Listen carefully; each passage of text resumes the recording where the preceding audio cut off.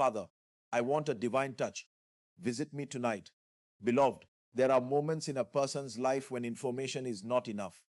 There are seasons when prayer must go beyond routine words and become a desperate cry from the depths of your spirit. Tonight is such a moment. There are things in your life that no man can fix. There are battles that intelligence cannot solve. There are doors that connections cannot open. It takes a touch from the realm of the spirit, a divine visitation. The Bible is full of men and women who encountered God in one night, and their lives never remain the same. One encounter can rewrite your story. One touch can compress years of struggle into a moment of transformation. When Jacob was left alone, he wrestled through the night, and he said, I will not let you go unless you bless me. That was not a casual prayer. That was a cry of desperation. And by morning, his identity changed. Listen carefully. A divine touch can change your name, your destiny, your story. Some of you have tried everything. You have prayed, fasted, believed. But tonight you are saying, Father, I am not leaving this place the same way I came. There are yokes that only the anointing can break. There are limitations in families that only God can terminate. When God touches a man, protocols are suspended and natural laws bow. Blind Bartimaeus cried out, and even when people tried to silence him, he shouted louder. Why? Because he understood something. Opportunities for divine encounters must not be wasted. Tonight, you must pray with understanding. Father, visit me. Not a general blessing, a personal encounter. Not a distant miracle, an intimate touch. Let your prayer come from your spirit. Father, every dryness in my life, let your presence water it tonight. Every closed door, let your hand open it tonight. Every delay, every stagnation, by your divine touch, let there be a turnaround.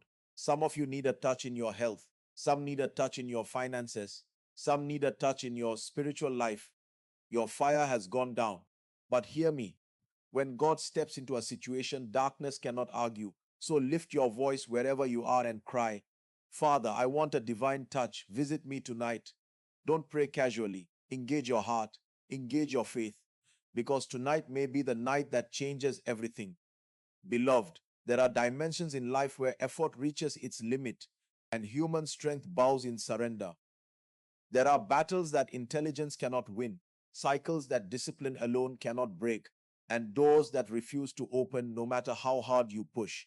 It is in such moments that a man realizes that beyond strategy, beyond connections, beyond labor, there is a realm where only the hand of God can make the difference. You may have done everything you know to do. You may have applied principles, sought counsel, and invested time, yet there remains a resistance that cannot be explained in the natural. That resistance is a sign that what you need is not more effort but an encounter. There is a dimension of transformation that does not happen gradually. It happens suddenly by the touch of God. One moment a man is limited. The next moment, something supernatural interrupts the narrative of his life. This is the mystery of divine encounters. They defy logic, they bypass process, and they introduce a higher law into the affairs of men.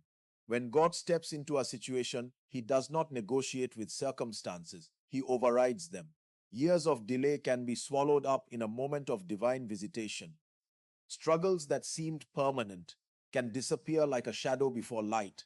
There are people who have labored for years with little to show, not because they are lazy, not because they lack potential, but because there are spiritual dimensions that must be activated by God Himself. A man can be gifted and still remain hidden. A woman can be diligent and still remain stagnant. But when the hand of God rests upon a person, what was buried begins to rise. What was ignored begins to gain attention. What was resisted begins to open. The difference is not necessarily in the effort. The difference is in the touch. You must understand that when God touches a man, He does not only change things around him, He changes the man himself. The transformation begins from within and then reflects outwardly. Identity shifts. Mindsets are elevated. Capacity is increased. A man who once doubted begins to walk in confidence. A person who once struggled to believe suddenly carries an unshakable conviction. This is what happens when the divine meets the human. It is not just about receiving things. It is about becoming someone new. There are names that people have been called for years, labels that have defined their experiences: failure, delay, disappointment, rejection. But one touch from God can rewrite that narrative. It can introduce a new identity that cancels the old story. Where there was limitation, there is now expansion. Where there was confusion, there is now clarity. Where there was weakness, there is now strength. The touch of God does not manage problems, it transforms realities. There are also directions in life that remain unclear until God intervenes. A man can be busy yet not be effective, active yet not be aligned. But when God touches a person, direction is corrected.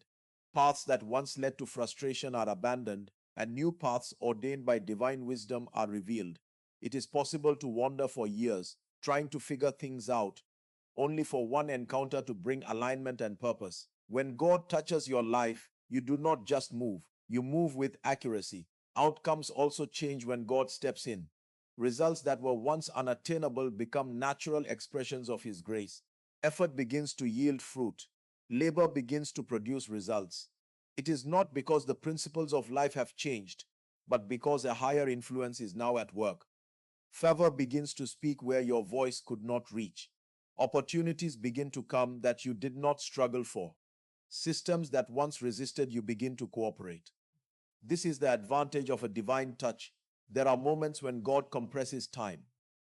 Things that should have taken 10 years happen in 1 year. Doors that seem permanently shut open without warning. Relationships that were impossible are divinely orchestrated. It is as though heaven decides to fast track a man's journey. This is not luck, and it is not coincidence. It is the manifestation of divine intervention. When God touches your life, He can restore lost time, redeem wasted years, and bring you into seasons you thought you had missed. You must refuse to settle for a life that is explained only by human effort. There is a dimension where God's hand writes upon the story of a man, and everything changes, not gradually, not eventually, but suddenly. In one moment, everything can shift. In one encounter, everything can turn. In one touch, everything can be transformed. There is a level of desire that remains on the surface, where words are spoken, but the heart is not fully engaged. That kind of desire may sound spiritual, but it does not carry the weight required to command a response from the realm of the spirit. There is a difference between wishing for change and contending for it. Many people say they want transformation, yet they are not willing to press beyond comfort, beyond routine, beyond familiarity. But when hunger is born in the soul of a person, it disrupts complacency. It refuses to settle. It creates an urgency that cannot be ignored. There is something about desperation that rearranges priorities. When a person becomes truly hungry for God, distractions begin to lose their power. Things that once seemed important begin to fade in comparison to the pursuit of an encounter. Time is no longer spent carelessly. Attention is no longer divided. The heart becomes focused and the spirit becomes alert. It is in that state that a man begins to seek, not just casually but intentionally. And there is a kind of seeking that heaven cannot ignore. You must understand that divine visitation is not always a random occurrence. There is an atmosphere that invites it, a posture that attracts it. When your heart is engaged, when your desire becomes intense, when your prayers carry the weight of sincerity, something shifts in the unseen realm. It is no longer a routine communication. It becomes a spiritual signal, a cry that rises with substance. There is a way a man calls upon God that goes beyond words, a way that comes from the depth of his being, and that kind of cry carries power. There are people who pray, but their prayers are mechanical. They have mastered the language, but they have not engaged their hearts. They speak the right words, yet there is no fire, no burden, no urgency behind those words. But when hunger is present, prayer changes its nature. It is no longer about eloquence, it becomes about authenticity. It is no longer about length, it becomes about depth. A short prayer that comes from a desperate heart can carry more power than hours of empty repetition. Desperation is not weakness, it is recognition.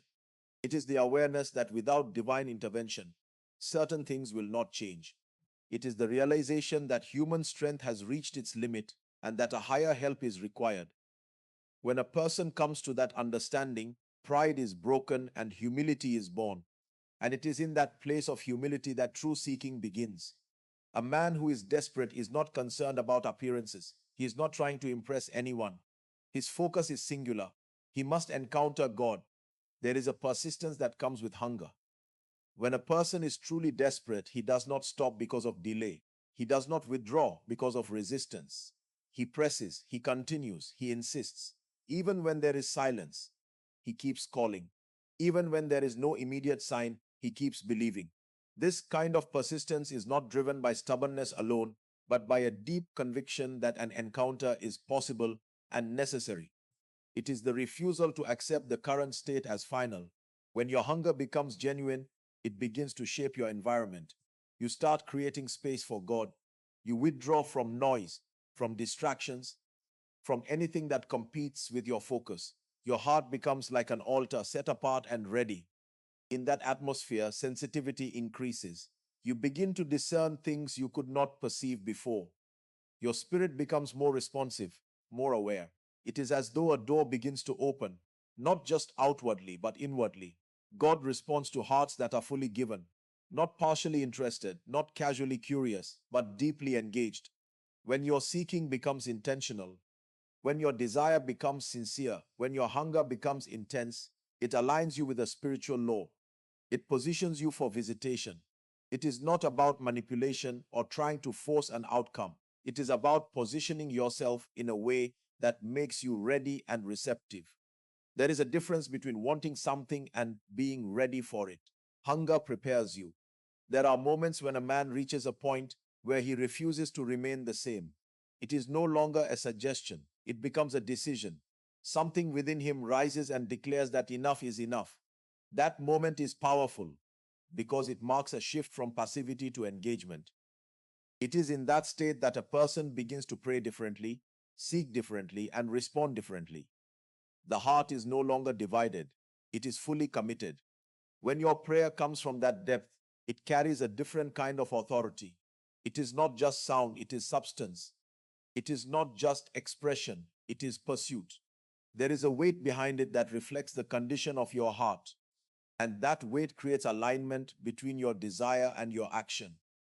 You are not just saying you want change, you are demonstrating it through your persistence, your focus, and your sacrifice. There is a realm where hunger meets grace, where desperation meets divine response. It is in that intersection that visitation happens, not because of perfection, but because of sincerity, not because of qualification, but because of pursuit. When a heart truly longs, truly seeks, and truly refuses to let go, it creates a pathway for the supernatural to step in. And so tonight, let it not end as mere words. Let it become a cry. Let it become a decision. Let it become a moment where everything within you aligns with one pursuit. An encounter that changes everything. Refuse to remain ordinary when heaven is within reach.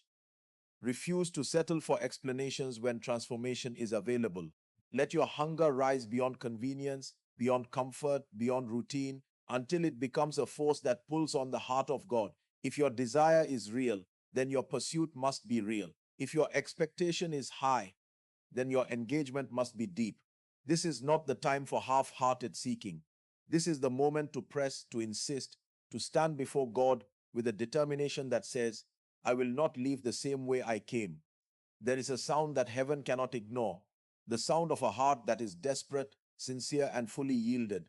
When that sound rises, something must respond. When that hunger reaches its peak, something must give way. Tonight can be that night, the night where delay breaks, the night where direction comes, the night where your story shifts forever. Lift your voice, engage your spirit, and let your cry be heard. Father, I am hungry. I am desperate. Visit me tonight.